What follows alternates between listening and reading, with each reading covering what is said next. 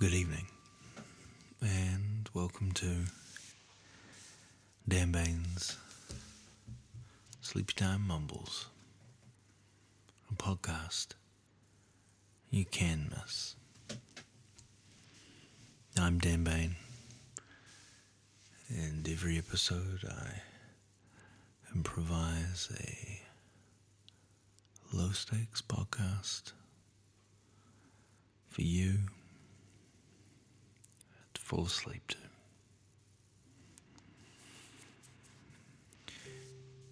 Friends, my apologies about November. Things are pretty overwhelming at Shay's Dan Bain at the moment, and unfortunately Sleepy Time Mumbles fell off the end of the slate, so to speak. However, this current run of madness will finish on December the 4th, and I'm quietly confident we'll be releasing 2 episodes in December, a new Christmas special and a New Year's reflection. So, again, my apologies. Sometimes that's just what happens. You know that. It happens to you, I'm sure. But I understand that when it happens to you, you don't miss out on your podcast. That's just when it happens to me. That happens to you. Cause and effect. Okay. Anyway. My apologies. But I'm quietly confident for a strong December.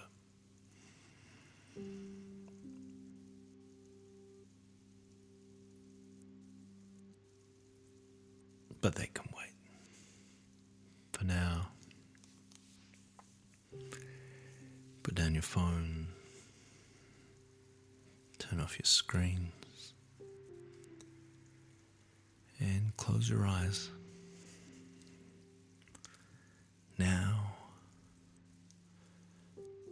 it's time to be mumbled to sleep.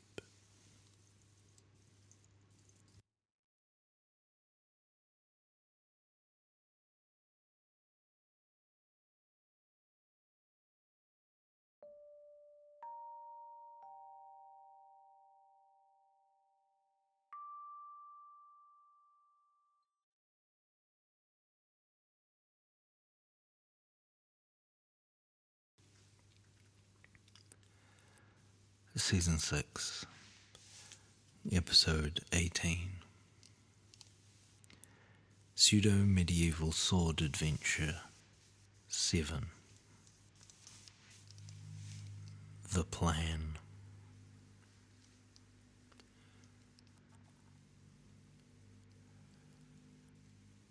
Pokarth Six-Swords didn't have any of his swords with him. They'd been left on the table. The table to the door of the war tent. The flap. The flap that opened up into the war tent. No one was allowed any weapons inside the war tent. No swords, no daggers, no maces, no warhammers, no polearms or halberds, no lances, no spears, no crossbows, no scimitars, no nunchucks, no axes, no throwing stars or shuriken. Also, no hats.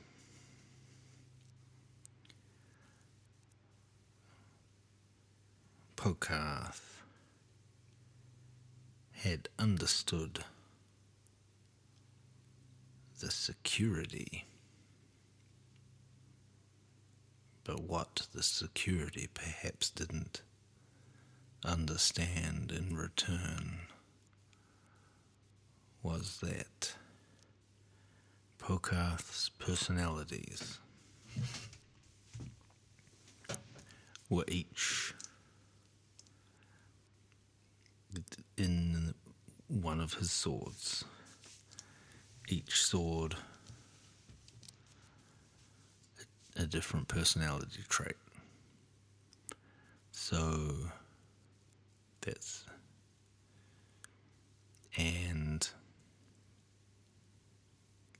he was not going to be good in the meeting.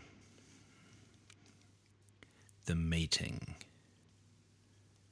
in the war tent. Because it was time to make a big plan. A big plan for war. And everyone was there. And they had had to leave their weapons on the table. So the table, just a big pile of weapons. But the guy guarding the table, he was allowed a weapon, but no one else. By tradition, by prophecy, by dint and decree from His Royal Majesty, there must ne'er be any weapons in the war tent.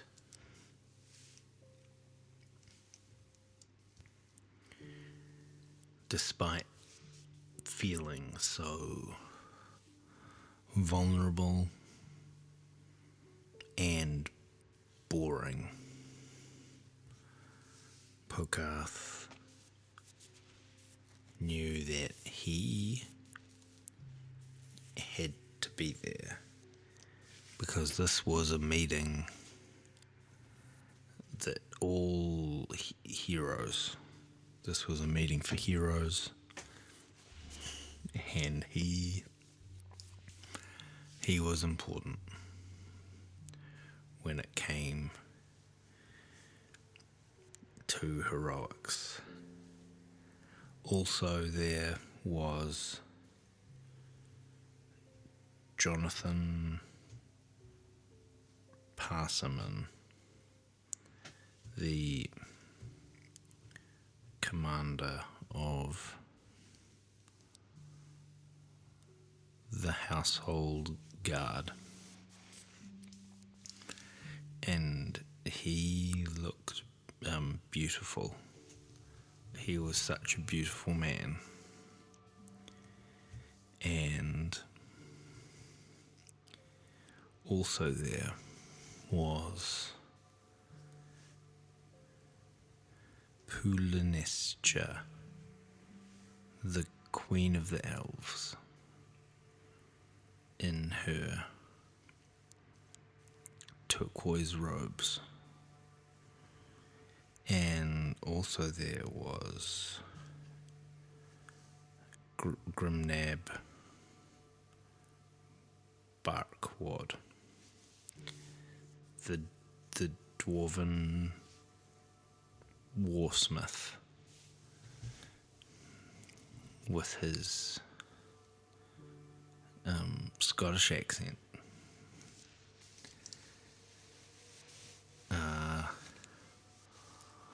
Also, Darlene Drake, the pirate queen, she was there.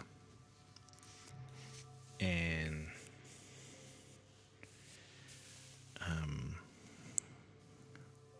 who else? Obviously,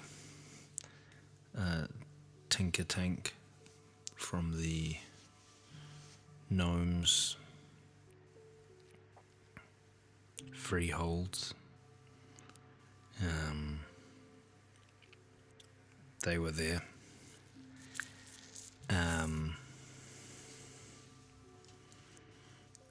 Colin the peasant, he was waiting outside because no peasants allowed either.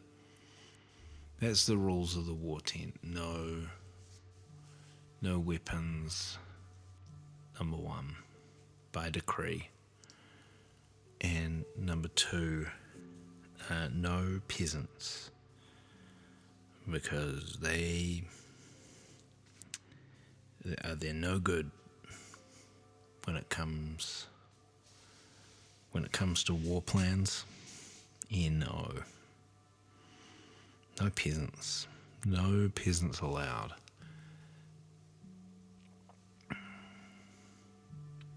Of course, His Majesty himself was not in the war tent, but his interests, they were well represented by Dolan of the Crows and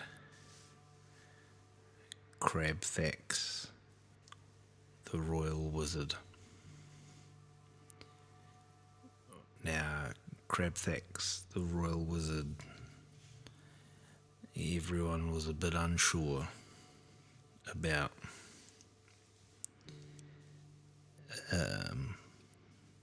basically about how he was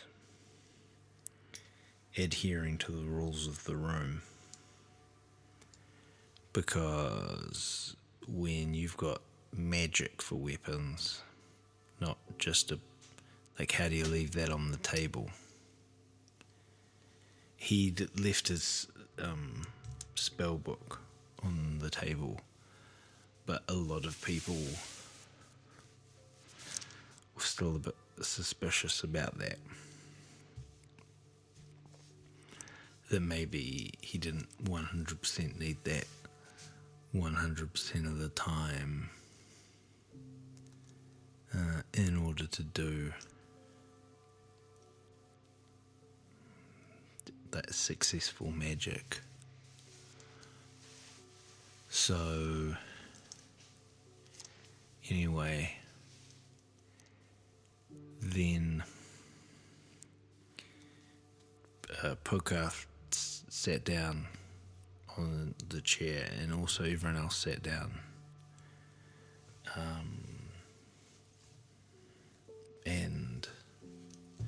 And someone said, "Okay,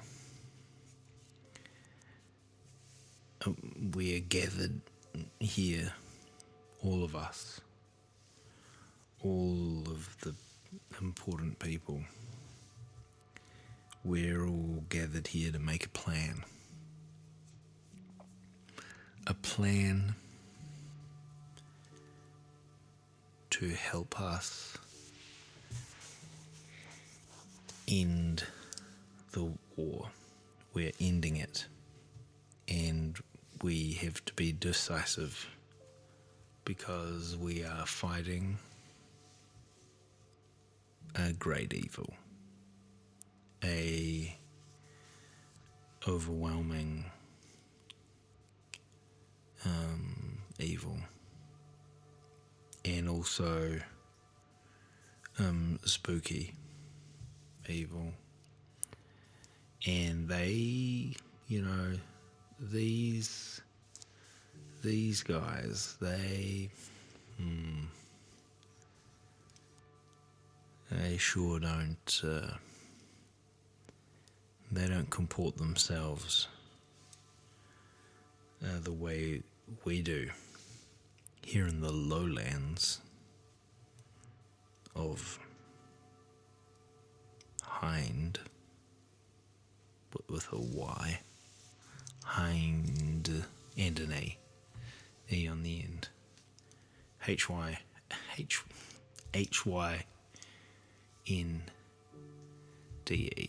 Hind.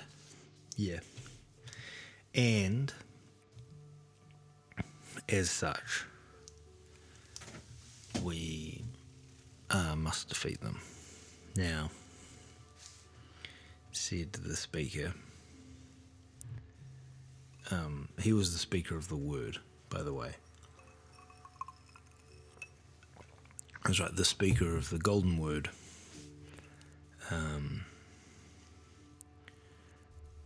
From the mouth of he who sings temple.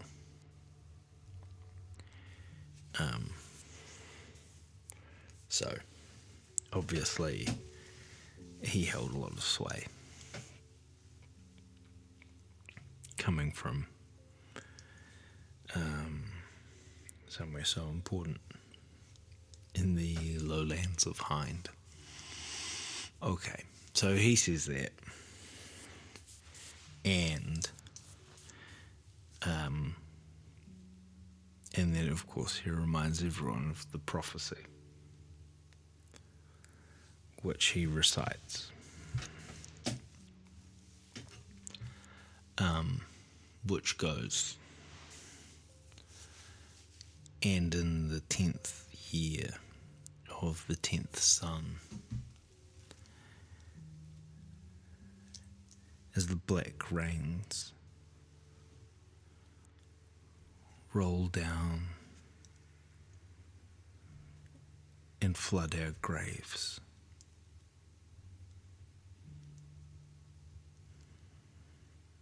as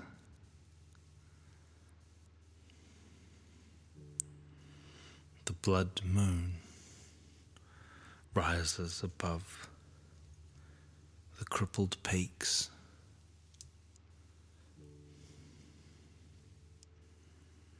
as the blush tide floods through the lowland pastures, know then that he has come, he who will gnaw with his teeth of gold. And as time progresses, so too doth he. Strength will wane. The walls shall crumble. Oh, the great bell will be split asunder. Yet he who speaks with the mouth of all will be the one to halt the fall. And at the end of that, everyone kind of goes, oh yes, because you see, everyone knows the prophecy and everyone has their own kind of way that they interpret it. how they read the signs of it. And once everyone has been reminded of the prophecy, which was a good meeting, good way to start a meeting on like a contentious subject, is to be like, well, we all believe in the prophecy though, don't we? And everyone believes in the prophecy, because I mean, as soon as if you give up on the prophecy, what do you have left? What do you have left? So, everyone stood up for the reciting of the prophecy, because it's like church for them. It's like a special bit in church where you got to stand up. Otherwise, everyone gives you sideways look. You know, you got to stand up for it. But now it's over. It's time to get to the business. And so you go sit, and everyone sits down for that. You want to be sitting down, thinks Pokarth, because what if something exciting happens and you need to stand up? If you're already standing up, what are you going to do then? Exactly. You got to keep some in the tank.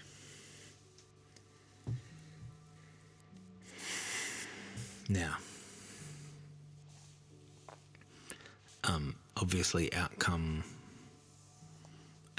all the maps, and these maps are so good. Someone has put a lot of effort into making these maps really good. And also, they've made little models to put on the maps that are really great. They're, just the art design, the mise en scene are real strong. They look so. Someone has done, probably Colin the Peasant. That's the only reason he's even allowed in the war camp, let alone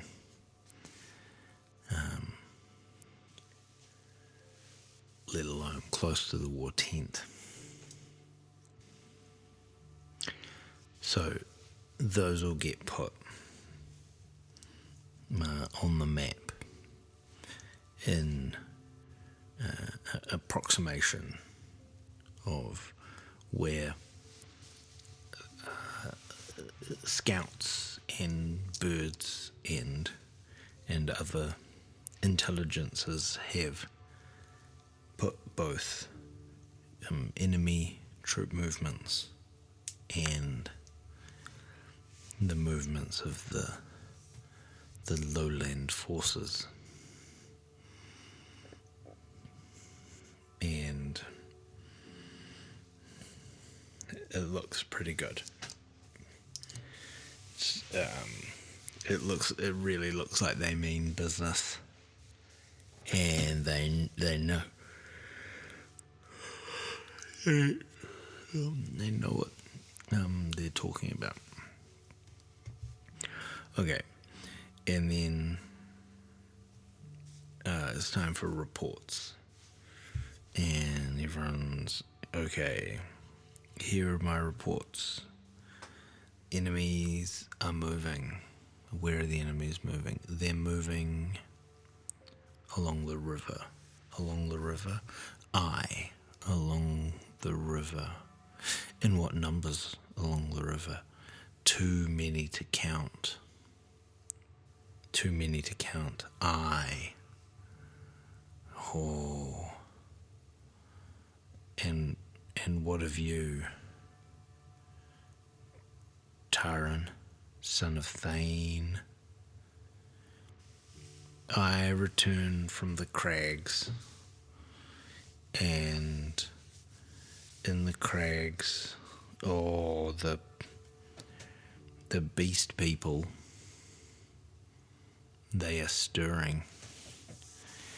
They bang their drums and they shake their hideous idols. And I tell thee all, mark my words, they look to sweep down into the lands of men. Oh, they sure do. So we should, and in what numbers do they muster? Untold numbers, uncountable numbers, by the scoreful they muster, my lord. Very well, let it be so.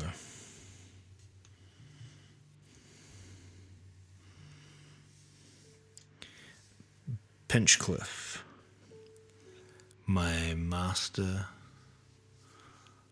of whisper needles. O sweet king of assassins, tell me this, from whence who rides to lead this host?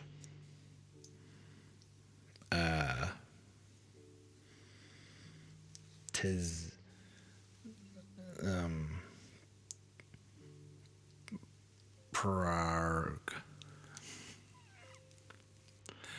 Prague, yes.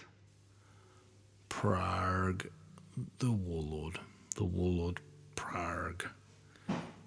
He has sounded his doom trumpet, and the tribes they muster. Very well. I thank you all for your service so far, but I tell you this, your service will be tested all the more come the morrow.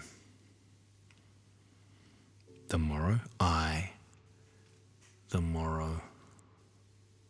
For the morrow we march. We march? Aye, we march the morrow. So whet your steel and sharpen your blades, for tomorrow I tell thee, there will come a reckoning.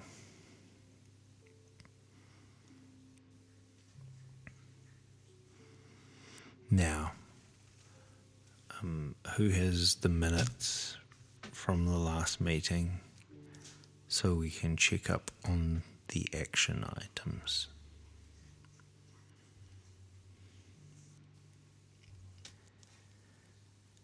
That was Season 6, Episode 18, Pseudo-Medieval Sword Adventure, Episode 7, The Plan. Sleepytime Mumbles is produced by Loose Octopus Theatre, etc. and presented and invented by me. Bane. Subscribe, follow, rate, review. You can do all those things. Opportunity for how to do so provided via clickable links in the show notes. But until next time, good night.